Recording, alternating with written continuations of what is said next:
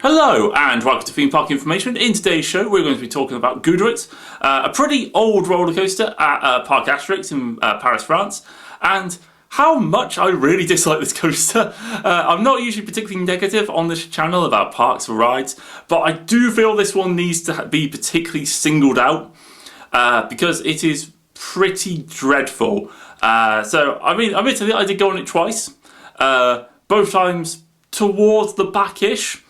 And I will say the first ride I went on it, I would happily have never gone on that again. In fact, if I'd seen them scrapping it after that ride, I'd have been very happy. It was extremely cramped, painful, rickety, lots of bouncing, track profiling is awful, train design awful. I mean, it does, as like everything at Parc Goudurix, it does have pretty good operations, and this ride does look pretty photogenic where it's over water.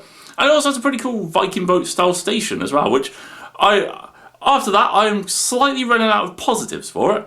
I will say I did film a POV on the second day, and it was slightly better if you sit towards like the front of each carriage. The back of each carriage is dreadful, and there is at least a little bit more leg room, which means that I wasn't in quite such a horrendous position. I don't know what it is about that sort of ride, but it's a little bit like Demon at Six Flags Great America. It just something about the setup of that ride. It just I don't know if it's just my height, build, whatever.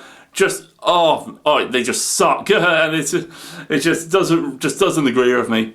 But thankfully, I did get a slightly better ride. I still think it's awful.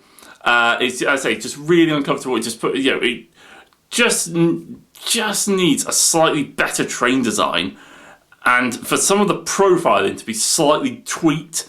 I mean, there was literally like a part towards the end where it's like how they decided that transition was workable is beyond me. You could see from a mile away that it just suddenly like jolts in.